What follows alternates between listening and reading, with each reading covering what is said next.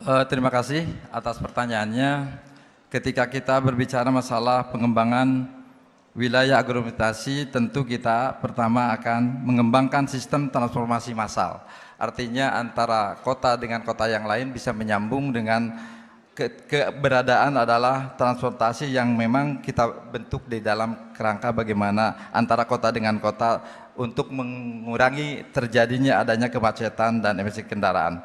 Yang kedua, optimalisasi tata ruang dan perencanaan wilayah. Kemudian yang ketiga adalah pengurangan kepadatan di pusat kota, sehingga kami di kawasan itu akan membentuk sebuah kota penyangga di mana ruang berbasis itu mencegah alih fungsi lahan sehingga menjadi permukiman dan industri. Pembangunan desa ada 3. Yang pertama adalah penguatan lembaga desa, yang kedua pembangunan infrastruktur desa, dan yang ketiga adalah ekonomi pedesaan.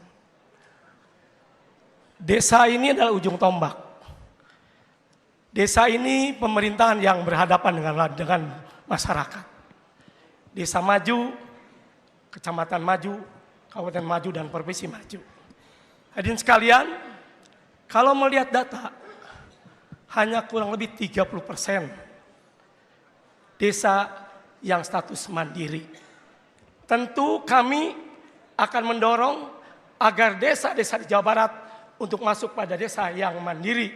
Artinya kelembagaan pemerintahannya baik, artinya pembangunan infrastruktur baik, dan ekonomi pedesaan tentu ini akan baik. Oleh karena tentu perlu perlu kemauan pemerintah provinsi dan pemerintah kabupaten kota.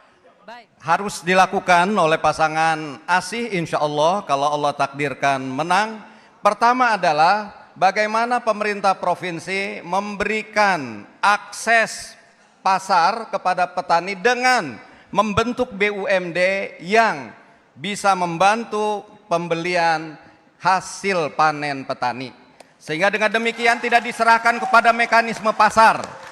Ketika sedemikian banyak yang dihasilkan, apalagi panen raya, tentu saja harga akan jatuh. Disitulah harus hadir pemerintah provinsi dengan membentuk BUMD yang siap membeli hasil panen dari para petani dan siap menjual pada saat-saat justru harga sedang stabil.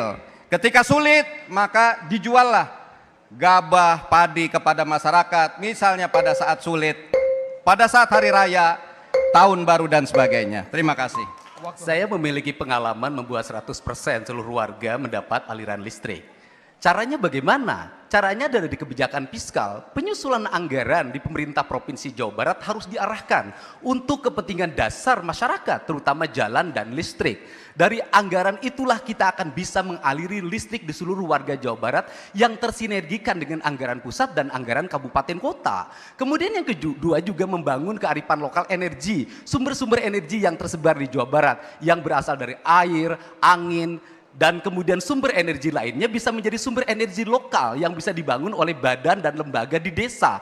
Kerangka pendekatan ini akan mampu membuat Jabar Caang dalam waktu 2 tahun ke depan. Karena semuanya tergantung kebijakan yang diberikan oleh pemerintah provinsi, kabupaten, kota pada seluruh masyarakatnya, termasuk bersinergi dengan pemerintahan desanya. Kerangka dasar sinergi ini akan mampu membuat seluruh rakyat Jawa Barat mendapat aliran listrik yang sempurna.